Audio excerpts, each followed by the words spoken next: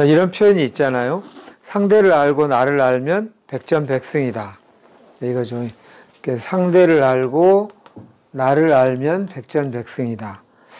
그럼 여기서 상대는 암이라고 하는 겁니다. 암이 도대체 이게 뭐지? 이런 걸 아주 세밀한 디테일의 용어까지는 몰라도 큰 범주의 원리는 알면 좋죠. 상대가 어떤 존재인지, 그 다음에 두 번째는 나는 어떤 존재인지입니다. 인간이라는 공통점도 있고 또 각자 남자, 여자 또 성격에 따른 차이가 있겠죠. 그 차이에 대해서도 알 필요가 있지만 인간 공통에 대해서도 우리가 의식이라고 하는 선명한 의식으로 알고 있는 것보다 우리 존재는 잠재의식, 무의식, 그래서 내가 생각할 수 없는 힘을 가지고 있는 존재다. 이걸 알자는 겁니다. 그래서 이걸 머리도 있고 가슴도 있고 배도 있는 존재다. 머리를 우리가 생각이라고 하고 가슴을 감정이라고 하고 여기를 뭐라고 할까요? 여기를 생명이라고 해요. 저는 무의식이라고 합니다. 근데 여기를 머리는 생각이라고도 하고 선명한 의식이라고도 합니다. 생각은 굉장히 세분화되기 좋게 돼 있어요. A하고 B는 어떻게 다르고 B하고 C는 어떻게 다르고 C하고 D는 어떻게 다르고 이렇게 세밀하게 분류하는 것을 잘할 수 있는 게 이 머리에서의 우리 활동의 특성입니다. 그래서 이걸 동양에서는 이렇게 비유를 했는데 주변이 환해지는 것, 이거를 머리의 작동이라고 했어요. 근데 이제 우리 머리만 있는 게 아니라 가슴도 있죠. 가슴은 감정이에요. 감정은 요 불꽃에 비유해요. 여러분이 만약에 촛대하고 촛불과 주변이 환한 걸 보면 뭐가 제일 눈에 확 띄실 것 같습니까? 정답 없으니까 편안하게. 우리 앞에 계신 분들이 대부분 강사를 잘 도와주시던데 아무렇게나 얘기해 주신다면 여기서 뭐가 제일 눈 띄실 것 같으세요? 촛대하고 촛불하고 환한 거. 환한 거. 예. 어떤 분 요걸 말씀하셨고. 어떠세요? 저도 환한 거. 환한 거. 여기 주변이 환한 거. 혹시 어떠세요? 저희는 촛대. 아, 요게 제일 눈에 띄실 것 같아요. 마지막으로 한 분 더 여쭤볼게요. 촛불. 촛불. 예, 좋습니다. 아무튼 다 눈에 띄는 것이 다르긴 한데 우리는 요 세 영역을 다 가지고 있다. 그리고 이거를 최대한 활용할수록 무한한 능력을 낸다. 이 말씀을 드리고 싶은 거예요. 이게 동의보감 첫 장에 나온 우리 사람은 어떻게 되어 있나를 설명한 방식입니다. 동의보감에서 우리가 눈에 선명하게 보이는 것 이외에도 이렇게 구성되어 있다. 하나, 이 용어는 그냥 오늘 익숙치 않더라도 배워볼까요? 정이라고 하고요. 이거를 기라고 해요. 기라는 말 우리 많이 쓰죠. 여기를 신이라고 해요. 우리 몸은 정기신으로 이루어져 있다. 이렇게 표현을 해요. 머리, 가슴, 배로 이루어져 있다. 이렇게. 네. 어떤 분은 요 환한 기능이 눈에 확 띌 수도 있고, 이 촛불에 뭔가, 여기는 환한 기능이 있지만, 여기는 환하기도 약간 하고, 따뜻한 기능이 있어요. 그죠? 여기 되면 약간 미지근한 정도이고, 여기 돼도 미지근하다면 여기는 뜨겁게 뭔가를 녹이고 태우고 할 수 있는 힘이 있는 거죠. 네. 힘이 여기가 사실 제일 세다고 합니다. 힘이. 우리 가슴, 정열. 이게 열정이기도 하고, 강력한 동기부여이기도 합니다. 가슴에 뭐가 확 불이 지펴져야 용기를 내서 뭔가를 실천하게 되죠. 머리로는 알았는데, 이렇게 실천까지는 조금 이렇게 시간차나 에너지의 차이가 있잖아요. 그래서 이거를 영어로 감정을 이모션이라고 감성을 얘기하는데, 이 뒤에 모션이라는 말이 움직인다는 뜻이죠. 이 앞이 뭔가를 불러일으킨다는 어원이 있다고 해요. 그러니까 뭔가를 확 행동하게 하는 힘은 강력하게 어디서 있냐면 감정에 있습니다. 그러니까 생활 상황이 너무 어려워도 감정에 뜨거운 열정과 사랑과 막 기쁨이 있으면 그까짓 것이 아무것도 중요하지 않고 행복하다고 하고요. 누가 봐도 좋은 조건인데 이 여기에 열정과 사랑이 아니라 막 증오와 분노가 있으면 막 스스로 자살하기도 하고 누구를 죽이기도 하죠. 그렇잖아요.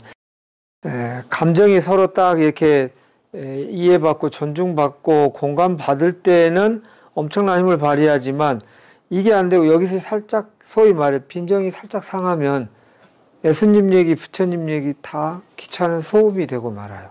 그래서 여기가 되게 양날의 칼로 중요합니다. 이렇게 세 영역이 있어요. 우선 인간 공통의 눈에 보이는 여기가 선명한 의식이고요. 여기는 뭐라고 말하냐면 여기에 비해서는 좀 모호한 느낌이라고 해요. 느낌의 세상에. 그래도 감정은 느낌이 있어요. 그죠? 그런데 여기 생명이라고 한 무의식 여기에 습관, 유전자, 여기 다 이 에너지 파동입니다. 여기는 깜깜한 무의식이라고 그래요.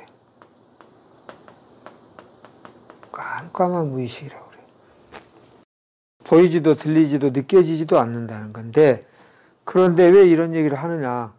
여기서 그럼 머리하고 가슴은 생명이 아닌가요? 그러니까 극단적으로 말하면 생명이 아니라는 거예요. 배만이 생명이고요.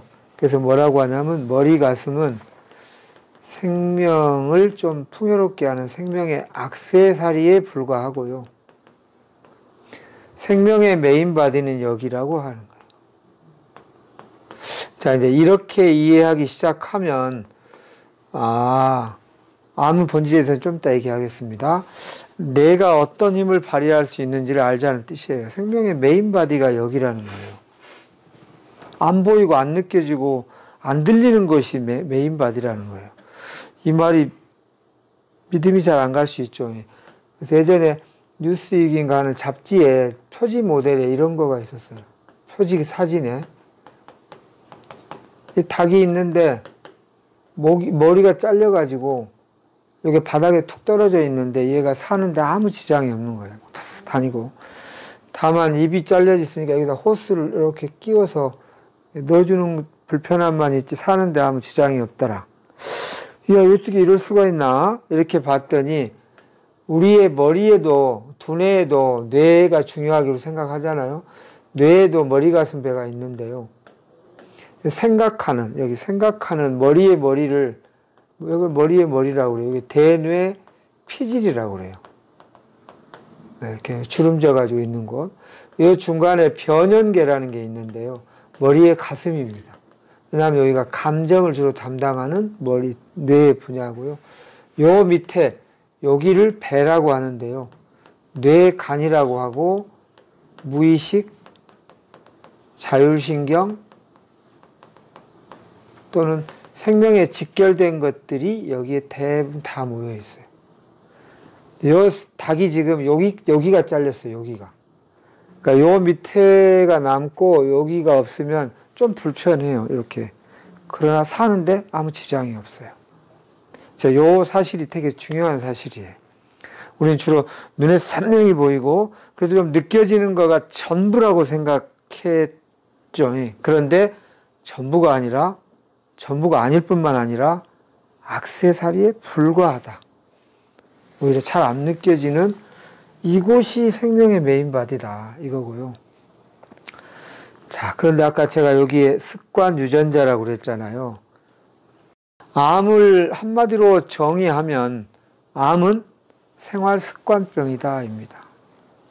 그러니까 다시 말하면 암은 여기에 다다라서 뭔가가 왜곡되거나 막힌 것을 풀어주고 뭔가 이게 발휘 안 되는 것을 발휘하게 해야 하는 질병이라는 뜻이에요.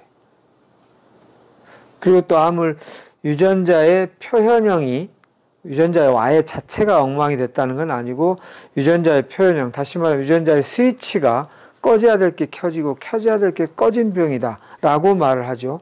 이 유전자도 여기에 존재해요. 유전자 우리 안 느껴지잖아요. 그러면 우리가 이제 암을 접할 때 어떤 치료를 해야 한다? 이게 주가 되고 이거를 좀 보조로 하는 것이 중요한 치료입니다. 자, 이제 여기까지 한번 보도록 하죠.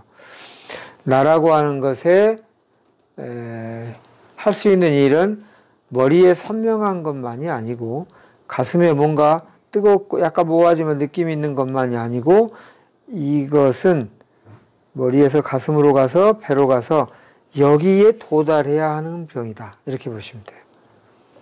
그래서 이렇게 어렵게 내 병 재수없이 여기까지 왔을까요? 라고 할 수도 있지만 대신 여기까지 가서 뭔가 왜곡되거나 뭔가가 된 거를 만나서 치유를 이루면 엄청 깊은 성장을 하게 돼 있어요. 그러니까 암을 걸리지 않고 평생 사는 사람도 있고 암이라든가 이런 극단적인 고난을 겪고 나서 암은 극단적 고난이죠. 죽느냐 사느냐의 경계에 서 있는. 근데 그것을 통해서 생명의 본질까지를 제대로 이해하게 돼요. 그래서 깊은 성장이 있습니다.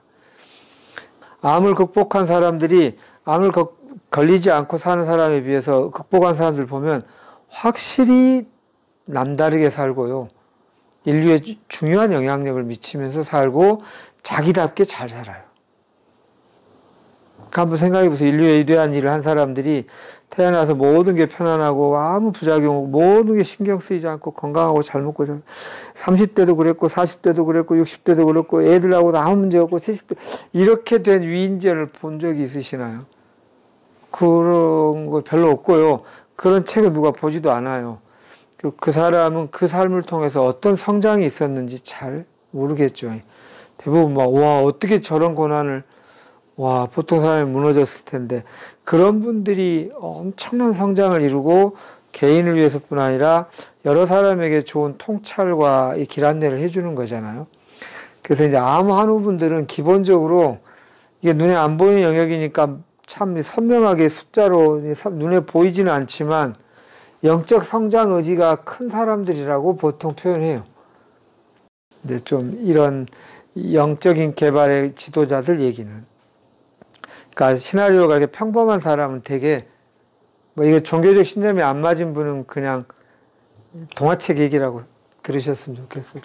영 소울이라고 해요. 좀 아직 어린 영혼은 삶의 스토리가 좀 이렇게 좀 평범하고요. 올드 소울은 성숙한 영혼이라고 그래요. 이런 분들은 삶의 시나리오가 막 이렇게 돼요. 그냥 그걸 통해서 깊은 성장을 하고 뭔가 자기답게 살면서 이러려고. 그래서 우선 암 환우라는 진단을 받았을 때 이 관점을 첫째 가졌으면 좋겠습니다. 뭔가 깊은 성장을 하는 신호, 나도 좀 잘 못 느꼈지만 내 안에 무의식의 방향성은 이거로구나. 그거 한번 해보자. 이렇게.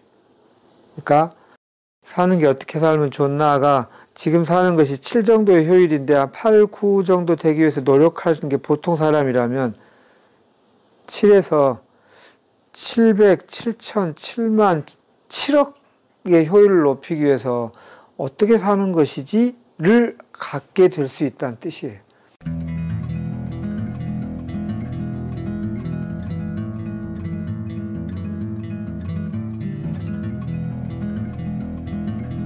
진짜 나답게 산다는 것의 핵심. 나답게 산다. 이게 면역력의 상징입니다. 이게 셀프와 넌 셀프, 나 아닌 것. 이게 면역은 이거죠. 셀프와 넌 셀프를 분별하는 지혜이고 넌 셀프가 셀프를 밀고 들어왔을 때 물리칠 수 있는 힘이라고 그러잖아요. 그러니까 면역력, 그럼 뭘 먹어야 면역력, 그것도 하나 필요한 지식이지만 그걸 전체를 아우르는 것은 나답게 살 때 면역력이 제대로 꼽히게 돼 있어요. 그러니까 나는 분명히 음식 조심 엄청 했고 밖에 암 안 걸린 사람들, 나보다 음식 엉망인데 왜 저 사람은 암이라는 진단을 안 받고 나는 받았나. 이게 다 좀씩 다르다고 보시면 돼요. 저분에게 무난했던 게 나한테는 뭔가 아닌 게 있을 수 있고, 어쨌든 나답게 산다, 그리고 깊은 공부를 할 기회다, 깊은 성장을 할 기회다라고 우선 첫째 보셨으면 좋겠습니다. 그리고 그럴 힘이 여기까지 내려간다면 무궁무진하게 있다. 무궁무진하게. 여기를 에너지의 원천이라고 그래요. 근본 샘물이라고 하는데 아무리 퍼내도 마르지 않을 만큼 우리한테는 충분한 생명력이 있다. 제가 얘기하면 믿으실 수도 있고 안 믿을 수도 있지만 의학의 아버지인 히포크라테스가 한 말이기도 합니다. 고치지 못할 질병은 없다. 고치지 않는 습관이 있을 뿐이다. 여기 습관. 습관이란 말이 무의식하고 같은 말이잖아요. 습관적으로, 무의식적으로. 원어에는 고치지 않는 고집쟁이가 있을 뿐이다. 이렇게 되어 있습니다.